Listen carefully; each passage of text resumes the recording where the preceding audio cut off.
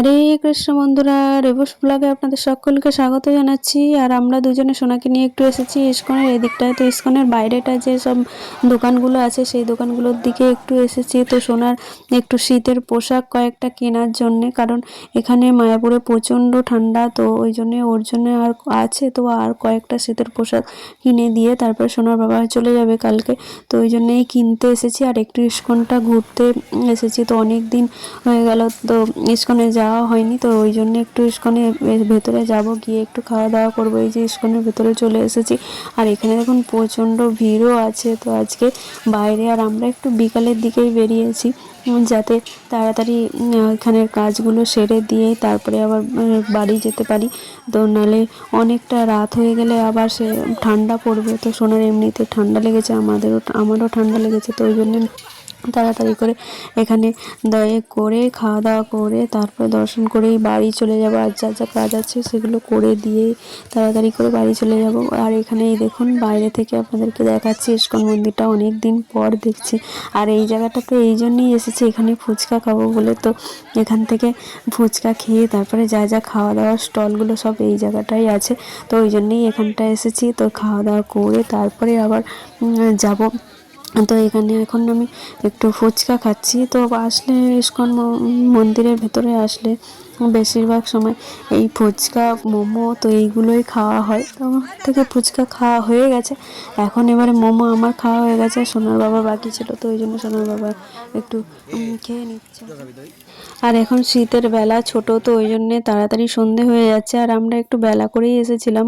তো এখানে ফুচকা খেয়েই তারপরে উঠতে উঠতেই এই দেখুন কতটা সন্ধে হয়ে এসেছে। তো মন্দিরটা ভালোভাবে ওই জন্যে দেখা যাচ্ছে না, তো যতটা দেখা যাচ্ছে আপনাদেরকে দর্শন করাচ্ছি। আর এই দিকে যে মোমোর কাছে চলে এসেছি ফুচকা খাওয়ার পরে। তো মোমোর এখানেও প্রচণ্ড ভিড় এখন। তো সোনার বাবা এখন গেছে মোমো নিতে। আমার পনির মোমোটা খাওয়া হয়, তো ওই জন্য এবারে সোনার বাবাকে আমি বললাম যে পনির মোমোটা এবারে খাবো না। তো অন্য কী কী আছে লিস্ট এই যে এখানে টাঙানো আছে, যা যা লিস্ট নাম লেখা আছে, যেটা তোমার পছন্দ সেটা নিয়ে খেতে পারো। তো ওই জন্যে এখানে আমি ভেজিটেবিল মোমোটাই নিতে বললাম, তাই ভেজিটেবিল মোমোই এখানে অর্ডার দিয়েছি। তো সোনার বাবা এখন ওই দিকটাতে আনতে গেল।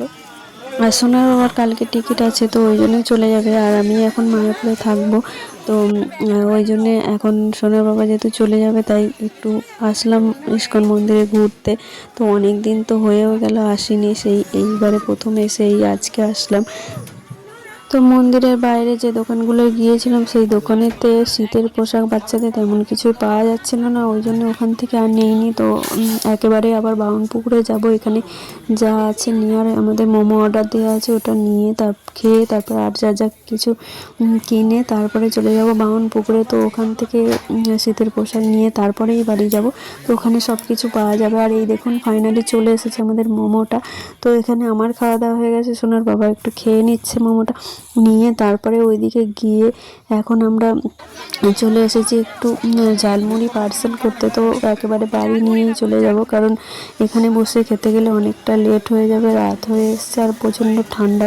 তো অত দেরি হয়ে যাবে, তাই জন্য আমরা এখান থেকে নিয়ে তারপরে চলে যাব। আর এখন আমাদেরটা রেডি হয়ে গেছে, যে দিয়েও দিয়েছে ঝালমুড়ি।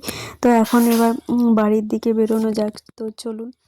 আর এখন মায়াপুরে প্রচণ্ড ঠান্ডা। আর এই যে ইস্কন মন্দিরের গেট, মেন গেট, তো এটা ছাড়িয়ে আমরা চলে যাচ্ছি। আর ওই যে নতুন মন্দির আর চারিদিকটা দোকানের লাইটে খুব সুন্দর দেখতেও লাগছে। তো এখন এবারে সোজা যাচ্ছি বাউনপুকুর। তো বাউনপুকুরের ওখানে সব কিছু শীতের জামা পাওয়া যাবে, যা যা দরকার তো কিনে নিয়ে তারপরে সোজা চলে যাব বাড়ি।